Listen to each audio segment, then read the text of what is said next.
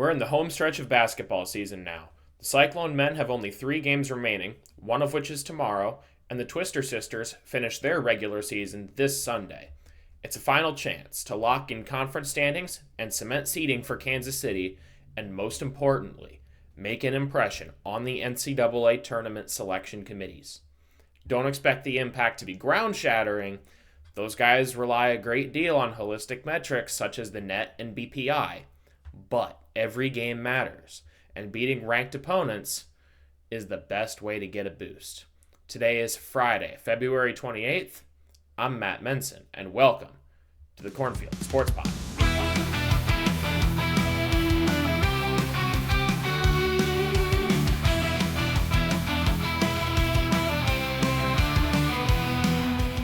All right, welcome back to the Cornfield Sports Pod. I apologize if it's a little bit noisy in the background today. It has been absolutely windy and making all kinds of noise here. Before we get into any of the on-court action, the leading headline in Cyclone news this week, I don't know if we've come up with a name for it yet. I'm going to go ahead and call it Slobgate, because that seems to be what we just throw gate after everything now, after Watergate. But, I mean, basically, here's the background, right? Alcohol has only been sold to high-dollar donors in the Suck-Up End Zone Club and in the suites at Jack Trice Stadium. It's only been sold at Johnny's at Hilton Coliseum for I don't know how many years now. It's been a while. And, for most, if not all of you, that's not new information. You already knew that. The new information is what Jamie Pollard had to say about the situation, specifically about me and you. And this took place at the Iowa State Student Government's Know Your Leaders Town Hall series. This was made widely known by the Iowa State Daily. It was reported by Sophia Wyckoff on Wednesday, I believe it was. But I'm going to be reading a few quotes here from Jamie Pollard and then just kind of offering my analysis of them here. And if you've got any differing takes, if you've got any information that, or especially any like actual hard data for sure, that would run counter to my analysis here, drop it in the comments, because I know that there's, lots of information that is not getting moved around on this particular topic. And then we get flare-ups like what we have going on right now. But here's quote number one from Jamie Pollard. Quote, "It is a much more complicated issue than most people even realize. There are a whole host of issues servicing that. The stadium is not set up for it. If you think the lines are long today and the concourses get blocked by people now, add beer to it and you aren't walking through it." End quote. Now, I absolutely believe that there are complications that go with it. I don't doubt that much. I do question whether he's being entirely honest with us about what those complications are. Because the kinds of complications that make perfect sense to me, that I would foresee going into something like this, as someone who's not working in the athletic department, but just the business side of things, you gotta find suppliers, you gotta make sure you're doing everything legally, things like that, especially around alcohol. There's a bunch of legal hoops you gotta jump through, and with NIL going on right now, that further complicates that mess. But Pollard didn't talk about that. What I'm looking at here is, in terms of complications, it's, when you're choosing your vendor, Is your primary vendor is it gonna be Anheuser-Busch or is it gonna be Molson Coors? I would imagine more of the fans probably want Anheuser-Busch because of the popularity of Busch Light in Iowa State country.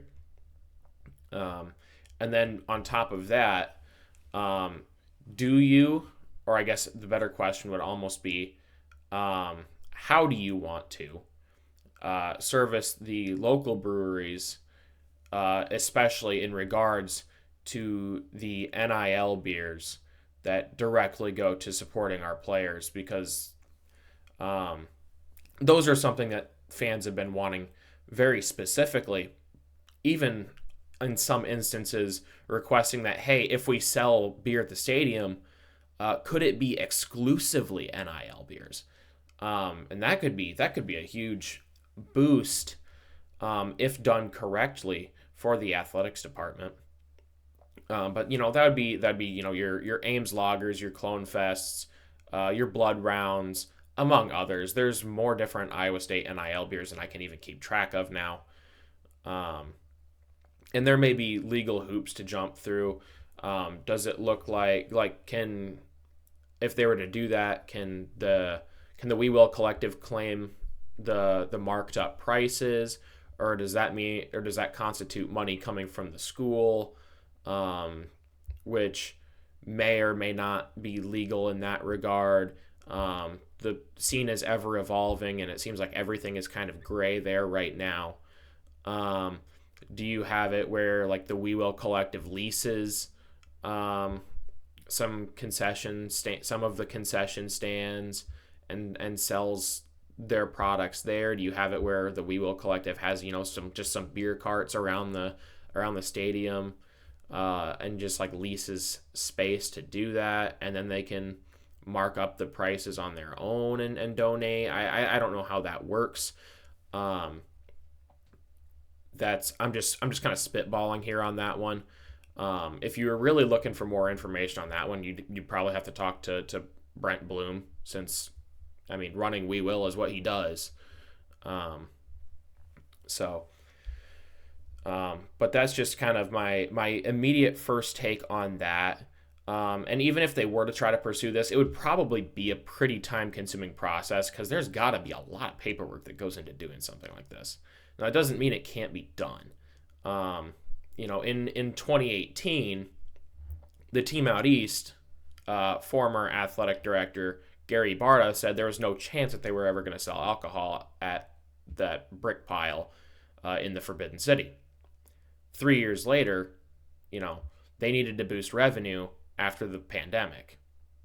They started selling beer in the stadium, and as of today, that includes their Swarm NIL beverages. So it's not like it's not possible for it to be done. Now, the long lines and blocked concourses argument, this I am skeptical of. Because our concourses are not narrow by any means. In fact, our concourses are rather large. Especially now, if we want to talk basketball, wrestling, volleyball, those sports, well, I guess the smaller attendance ones, it doesn't make quite as big of a difference, even in Hilton. For men's basketball, yeah, the concourses in Hilton is kind of small. But for football, even if we're just talking about football exclusively, the concourse at Jack Trice Stadium is huge. It's really wide. I've been to other stadiums and arenas for other events. I've been to Target Field multiple times for Twins games. I've been to Great American Ballpark for Reds games. I've been to the T-Mobile Center for the Big 12 tournament. I've been to the CHI Health Center for Omaha Supernovas games. Pro Volleyball Champions 2024, by the way. Gotta love that banner up there. I've been to Wells Fargo Arena for March Madness. Like there are events that draw in enough people where there's traffic on the concourse. It's not like they're dead. But it's not an issue. Even up at Target Field, like I was there for the ALDS 2 seasons ago. Every seat in in that stadium at T-Mobile, or not T-Mobile, at Target Field. T-Mobile is Seattle. I don't know why I was thinking of that. Every seat at Target Field was full, so it's not like the ballpark was empty, and the ballpark does not have particularly wide concourses. Beer lines are not an issue there. They move people through quick. There's no reason that can't be done at Jack Trice with the massive concourses that we have. And same deal on an arena capacity. Hilton might be tough. Hilton does have a narrow concourse, but that doesn't mean there aren't ways to do it.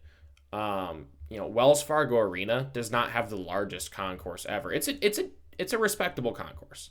It's not massive though. And even for March Madness, when I was there a couple years ago for that, the beer lines were not ridiculous. So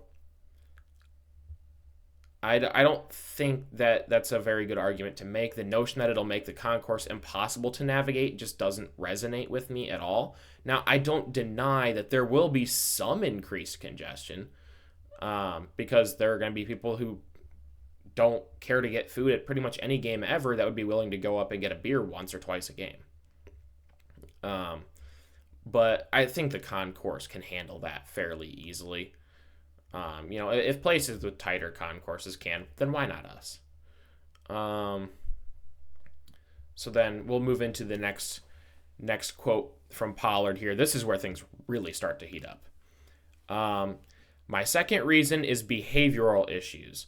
I get to see what our police department deals with post-game. People are slobs. People are flat out slobs, and that's without selling alcohol. End quote. Now, as much as I dislike giving the team out East credit, they're about to make my point for me. Because they, as I previously mentioned, they began selling alcohol in 2021. The UI Department of Public Safety issued 24 game day citations that season, which was down from the previous 5-year average of 33 per year. So it's a small sample size, yes. It does not reflect any trend. That said, it also means that the notion that alcohol sales at games will automatically increase incidence just falls flat on its face. Because if that notion were true, then it couldn't decline. It could stay the same in theory, but if staying the same would be a low ball kind of event. Dropping that much is a pretty sound rejection of the theory that alcohol sales at games will automatically increase incidents requiring citation at games. Now, why that happened at in the Forbidden City, you can't just explain that definitively on its face. The best theory that I have seen is that, fans in Ames, and this would have been the case in out east until recently, but it would still be true here in Ames if this theory is correct, is that right now fans in Ames are binging much harder at the tailgate lots, knowing they won't be able to buy in the stadium. They're trying to get their fix, and they're not pacing themselves. We are also seeing people leave the stadium at halftime to drink and then return mid-third quarter, which means they're trying to get their alcohol fix in relatively short bursts, instead of spreading it out more moderately, which is going to cause your BAC spikes, which will lend itself towards more citations, or so the theory goes. So going out at halftime to having the same mentality pregame of, get your drinks in quick. That might actually be doing more harm than good. And then after saying that, that's the line. That's Pollard drops the line that gets the frenzy, the fan base into a frenzy. I'll repeat this part of the quote here. Quote, "People are slobs. People are flat out slobs, and that's without selling alcohol." That's Jamie Pollard's words. That's for you and me. It's no secret what Jamie Pollard thinks of us now. The cat's out of the bag. This is the guy that's supposed to be working to get tickets sold at Iowa State events. Insulting your customers, to me, seems like a poor business strategy. I don't see how that's supposed to help anything at all, anywhere, in any way. Like, find somebody, please find me the benefit to our athletics program of him calling our entire fan base slobs. Athletic directors should not be insulting the people that are giving his program money. And some, but not all.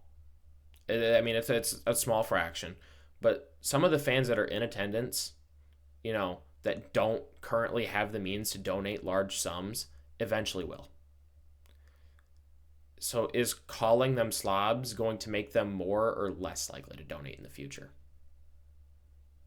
I think it makes them less likely. I think they'll be more likely to take their money elsewhere.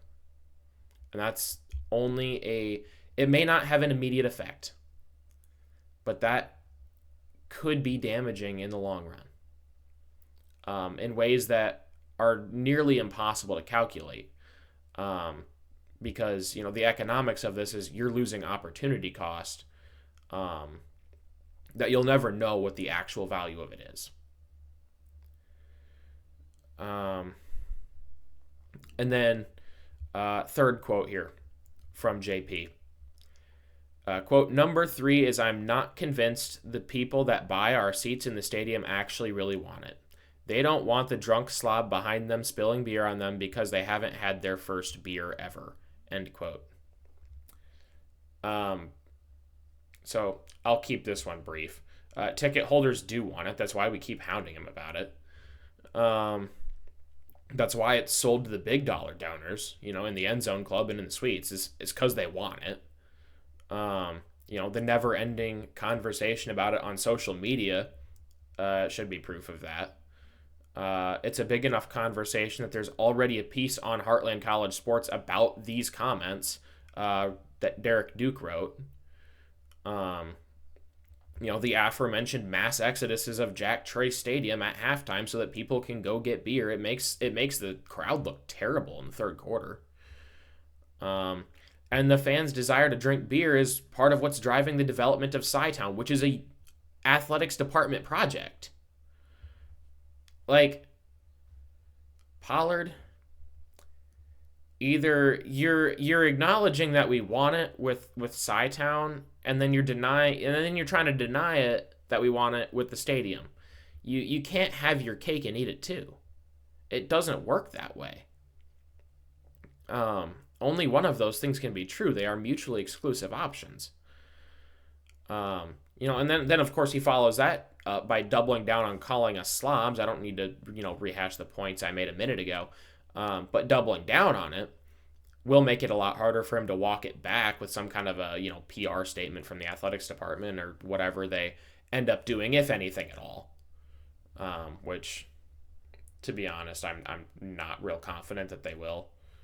I figure if they would have done that, if they were planning on doing that, it probably would have already happened by now. It probably would have happened yesterday, or perhaps this morning. But thus far, I have seen nothing.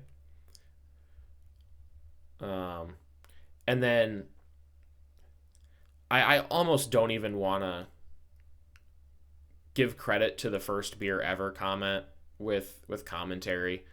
because this is so absurd. Um, there are not large quantities of fans having their first beer ever at Jack Trice Stadium. Obviously there isn't right now because you can't buy it there. Even if it was sold, there wouldn't be. Because if anything, they'd be having if they're going to have their first beer that day, it'd probably be at a tailgate prior to the game. And even if they were having their first beer ever at the stadium, as Pollard is supposing, that singular beer would not inebriate them enough to the point of spilling beer all over the fan in front of them, as Pollard suggests. So, some poorly thought through comments, in my opinion, by Pollard. Again, if there is any data out there that says my analysis is absolutely just definitively wrong, throw it in the comments or something like that. And if there's any like legal stuff, I'd be curious to know what the actual legal processes are for getting for moving alcohol sales from just localized spots in the stadium to stadium wide, because I'm sure there's got to be a process that goes with that. And other kinds of administrative steps besides just selecting a vendor and contract negotiation. I would think there would have to be more than that. Some other kinds of prep that goes with that. Let's move on to men's basketball here. Finally getting to the actual sports. Although not quite the action itself on the hardwood. We got one brief thing here to talk about first. TJ Otzelberger has been extended. Well, actually, we already knew that he'd been extended. Now we know how long he got extended for and for how much. So TJ Otzelberger's salary is increasing from $2.5 million to $4 million. So that's a pretty steep bump. And that runs through the 2031 to 2032 basketball season. The buyout is currently $4 million, with the bizarre caveat. Maybe this is more common than I think in college basketball, but I can't recall any instances off the top of my head of this happening. But if Jamie Pollard leaves Iowa State, the buyout for TJ's contract is cut in half. It drops from $4 million to $2 million. Which, I'm trying to think, why would you do that? Unless you were like planning on taking the job, unless you were planning on taking an AD job somewhere else and trying to bring your basketball coach with you, so that it would automatically drop the buyout. It just, something about that doesn't seem right. I'm not sure what other motives there might be for that. Other than that, maybe it's something along the lines of, TJ is finding that the program here is stable under Pollard, and is concerned about what things might become if he leaves, and then it would make it easier for him to jump ship type of a thing. I think that might be an incentive on TJ's end. But why the athletics department would agree to that is a little bit bizarre to me. I don't really see the perk of it from the perspective of the athletics department. All right, let's move on to actual action here on the hardwood. Almost 25 minutes into this show. We'll start this off with the men's basketball loss at Houston, 68-59 last Saturday. We kind of expected the loss going into this one. We found out on Friday that Keyshawn Gilbert and Curtis Jones were not going to be playing in the game. That news broke while we were recording the show. So if you were to go back and listen to it, that was not mentioned on the podcast because we did not know about it until I hit stop recording, and then I checked my phone and there it is. We don't have Keyshawn or Curtis. And so with two major pieces unavailable, who are both threats driving the ball and shooting, there was a lot of offense left on the table. We average 80 points a game, and we got held to 59. And Houston's an elite defense. Sometimes that's just how the cookie crumbles.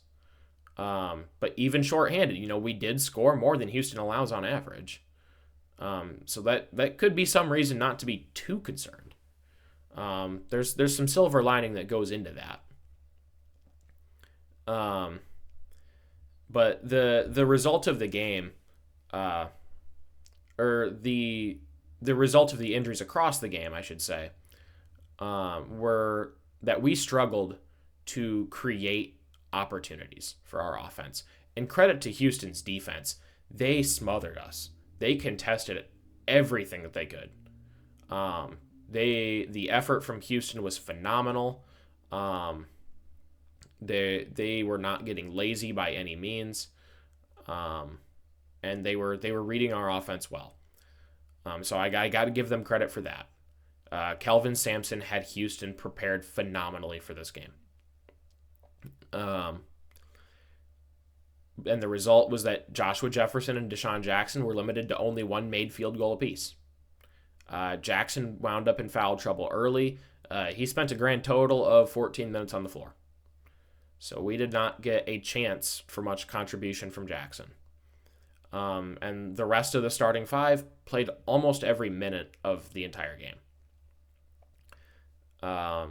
And among them, Nate Heisey and Milan Momcilovic were the bright spots on the team. Heisey he shot well. He was 4 for 5 from the floor. His only miss was from downtown. He was perfect from the stripe. Good for a total of 12 points. Can't complain about that for a guy that was having his first start all season.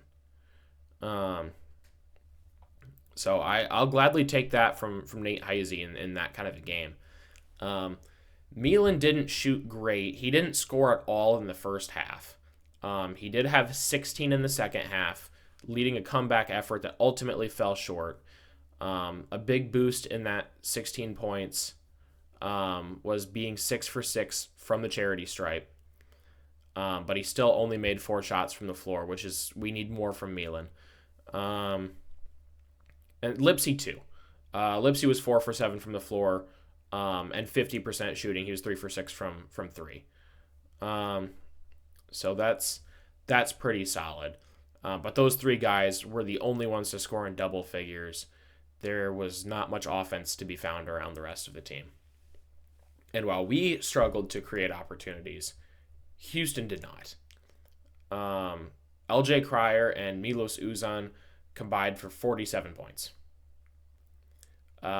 If you're doing the math, that means 2 of Houston's players were only 12 points shy of what our entire team did. We couldn't have stopped those 2 if we had built a brick wall on the court. They were all over us. And the one point of success that we did have on defense is we got Houston to commit a season-high 17 turnovers against us, which is 5 more than the times that we turned the ball over. So we at least took decent care of the ball in that game. Now, we have not been consistent about doing that, and I'll have plenty to talk about with turnovers in a little bit here. But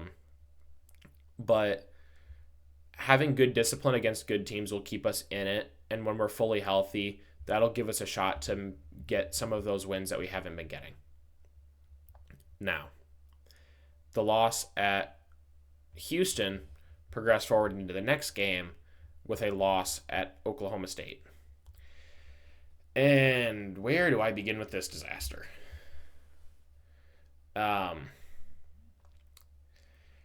After this upset, my pregame analysis from last week is kind of embarrassing because I was totally dismissive of this team. I gave Oklahoma State no respect last week. And, I said this game was predictable. I said OSU fans care less about their team than we do about their team, that they hadn't warranted any of my thought. And let me tell you guys, Oklahoma State can cook. And they really served me up some humble pie. Because we never even led in this game. Abu Osimhen led Oklahoma State with 25 points, well above his usual marks. The dude was playing a career game. He was absolutely balling out against us. And he really led that team. He put them on his back. He made sure that the Pokes were going to beat us.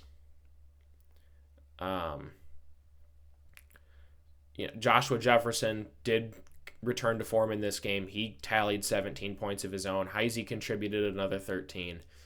But the turnovers. I mentioned that we did good about the turnovers in Houston. We did not do good with turnovers in Stillwater. We had 18 turnovers, and we got to clean that back up. And the turnover situation was so bad in the first half that it led to us not even attempting a 2-point bucket until the 13:43 mark of the first half. We didn't make a 2-point bucket until the 11:51 mark, and we had no points in the paint until the 6:18 mark. Give that a second to sink in here. We were doing nothing productive inside the arc for almost the entire first half. Which, if you want to lose a game, that's a fast way to do it, is to not have any productivity whatsoever in the paint. We got nothing going at all. Just jacking up threes, a lot of which were not going in. And it's really disappointing because Oklahoma State is notorious for allowing opposing offenses to get to the bucket. It is a primary reason that their last three opponents all put up over 90 points on them. And so being able to score points on them should not have been an issue for us, even slightly shorthanded. We had Curtis Jones back. We didn't have Keyshawn Gilbert back. But that means our road record on the season now is 5-5. It also means our record over the course of the last 10 games is 5-5. We seem to be kind of stalling out right now. And we need to get that fixed here quick. It was another game of not great shooting. Our offense performed about as well against Oklahoma State as it did against Houston. It was an ugly game. It's one that we got to get turned around. We got to focus on having discipline in practice. We got to focus on taking the opportunities that we're given inside the paint, because that's where you're going to get your high percentage shots. We got to create passing lanes to get inside, all of which were things that were not happening against the second worst team in the Big 12. Some losses are tough to explain. This is one of those losses. We absolutely should have played better. Oklahoma State played well. They played well. They stepped up. They stepped up to play to the level of the competition, and you got to give them some points for that. They deserve some credit there. But we looked bad. We played down.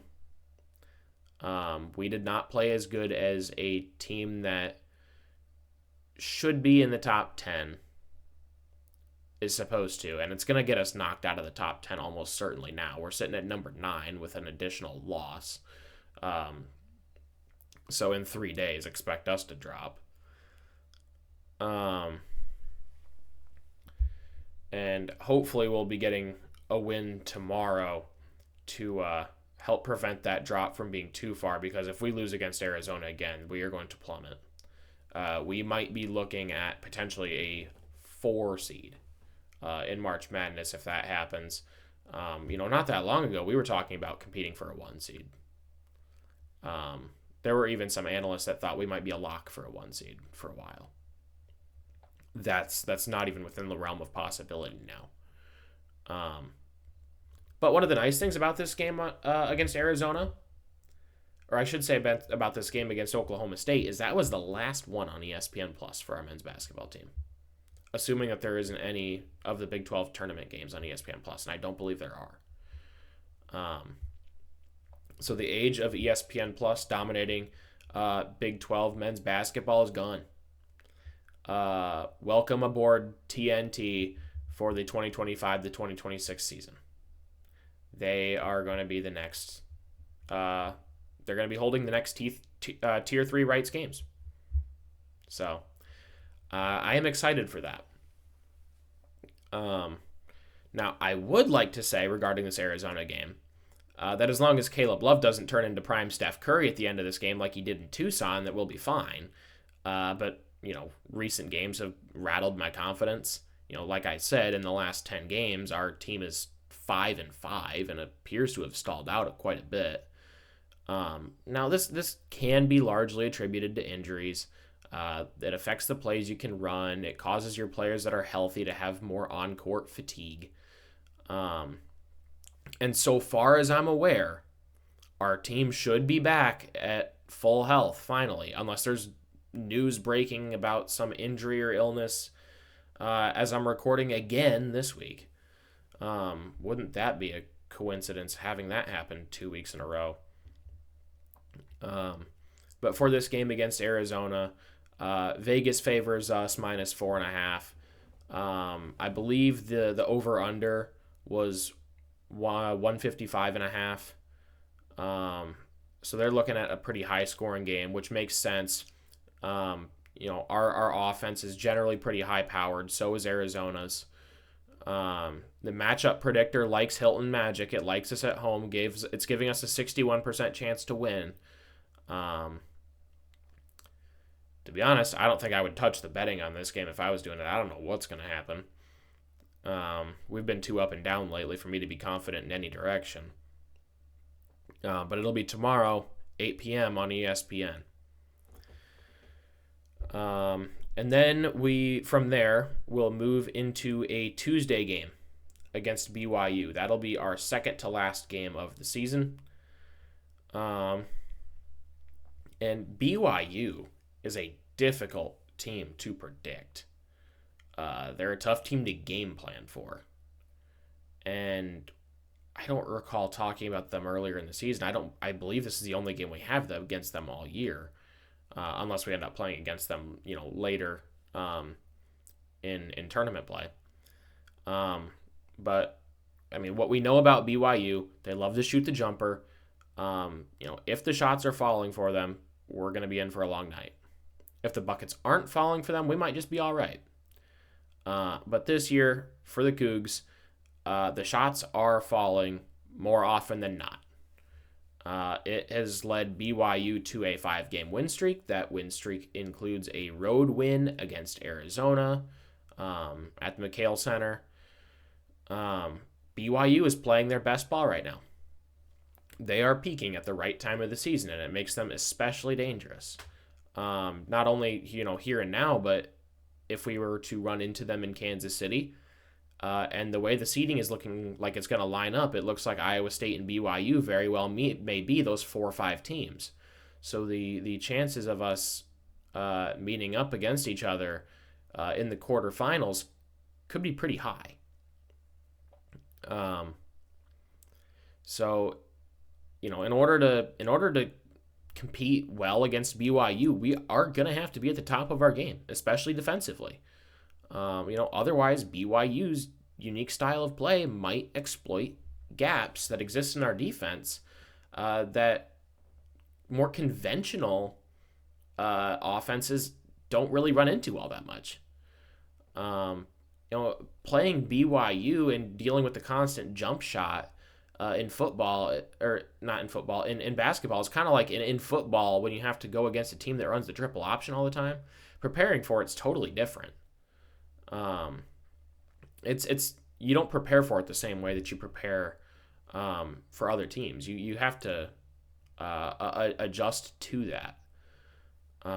The style of defense that you have to play does have to be a little bit different.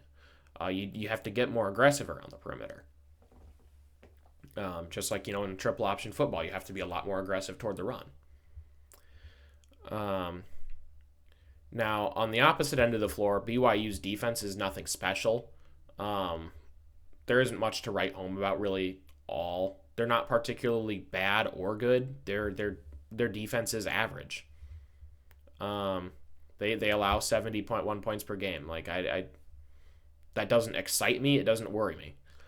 It might allow us to get back on track with a fully healthy roster. Considering when we're fully healthy, we score plenty more points than that. But that's the hope for Tuesday, 8 p.m. That'll be on ESPN2. And we'll move into women's basketball. At the same time as the men played at Houston, the women were playing in Waco against Baylor at Foster Pavilion, where they lost 67-52. This one was tough. There was not much that went well for this game, for the ladies in this game. We got outscored in all of the first three quarters. We got outscored pretty badly in the third quarter. We allowed 25 points in that one. And we had shooting woes all night, especially from deep. The team was 1 for 14 from 3. Kelsey Jones had the lone triple. And if you can't make the 3, you're going to struggle to win games. I mean, don't get me wrong, it can be done, but it's hard. It's hard, and you have to keep the other team from scoring. And it's not like Baylor, was world beating on offense, but trying to top 67 points when you can only make 1 3 in the entire game is a tall task. And then from the floor as a whole, we were 34%. So we weren't doing particularly well inside the arc either. Audie Crooks was the only player on the team in double figures. Now, Audie Crooks, her points totals this year, it's not uncommon for her to get high 20s, even in the 30s in a single game. She had 14 in this one. So by her standards, that's really low. For most players, that's pretty darn good. For Audie Crooks, that's low. I mean, I would imagine she had to been kicking herself after that game. Because she knows what she's capable of doing. We all know what she's capable of doing. She's a fantastic interior player. And who doesn't love watching her put up, 30 points in a game? But in Foster Pavilion, it wasn't her night. It wasn't her night. It's one of those games. It's another, how the cookie crumbles kind of game. And Baylor's a tough team. They are currently tied for first in the Big 12 on the women's side of the ball. They only have 2 conference losses. They're up there with TCU. They are pretty darn good.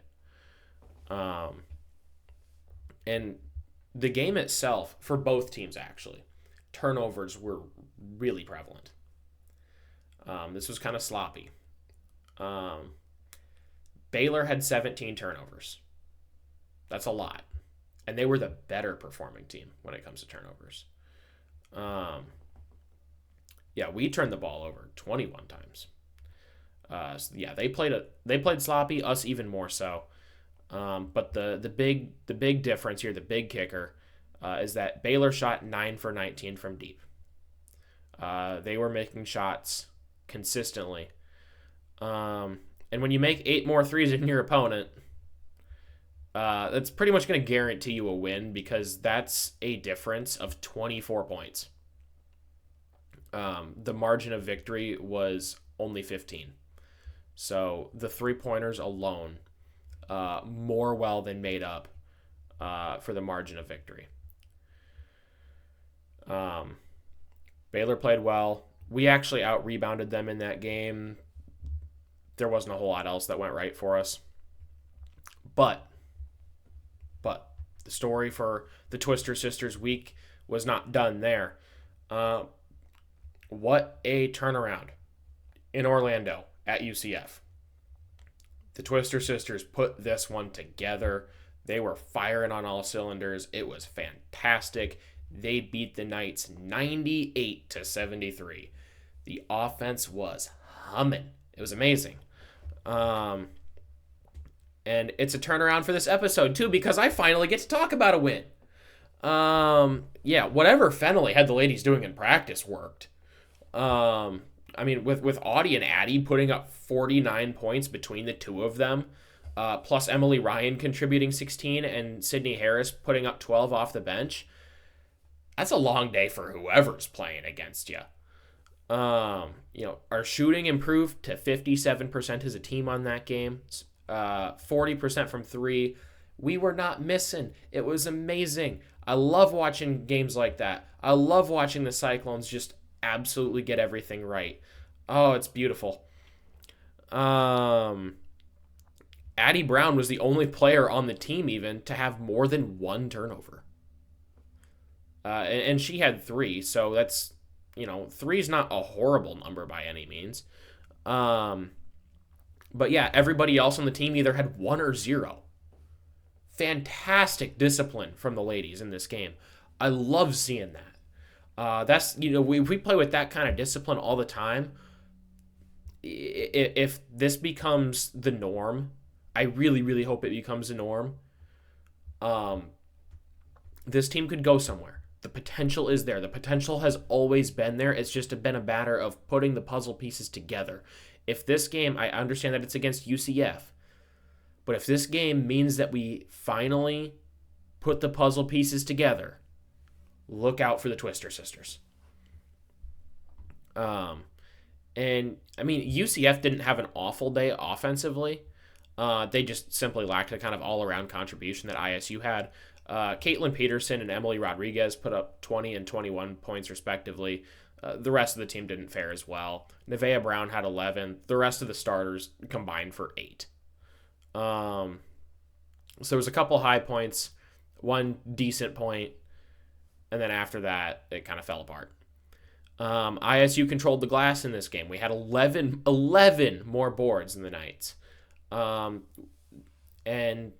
so we had good discipline on the box outs. We had good discipline on crashing the offensive glass. And we had good discipline in terms of keeping the fouls to a minimum. The Cyclones only committed 13 fouls over the course of the entire game. You can't complain about that. That's awesome. Keep doing that. And we need to keep doing that on Sunday against K-State. K-State's going to be a tougher contest, even when we're playing at our best. We played them at Bramlage. We lost by 8. K-State's a tough team. They are ranked number 14th in the country right now. They were played 11th, when we played them at Bramlage, they were ranked 11th.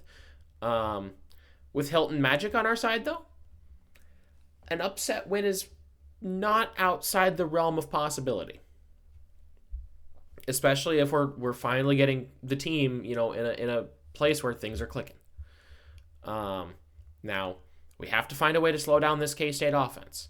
Last time we played them, they took care of the ball really well. They shot well. And the biggest thing was that they got 18 steals, and they turned them into transition points. So if we're playing with really good discipline, those 18 steals is where that factors in, because those 18 steals drop to a much smaller number very quickly. If we can avoid the turnovers, we can cripple K-State's pipeline of points. The Cats rely on transition to build leads and gain momentum. So if we can force them to play the half-court game by not giving the ball away, that's a major key to pulling off the upset. And we're going to find out on Sunday at 3 p.m. If they can do that. That game's on ESPN too. And until these games for the next week start, Here's what you can do. You can follow the Cornfield Sports Pod on Twitter at CSportsPod. You can find my co-host, who is usually here, Blake, at BlakeAttack184. Of course, you can find me at SFMattISU. Tap the follow button on Spotify, plus button on Apple. We're available on Amazon or Castbox or whatever else you use, I guess.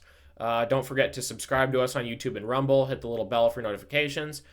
For Blake Peterson, I am Matt Menson, and this has been the Cornfield Sports Pod.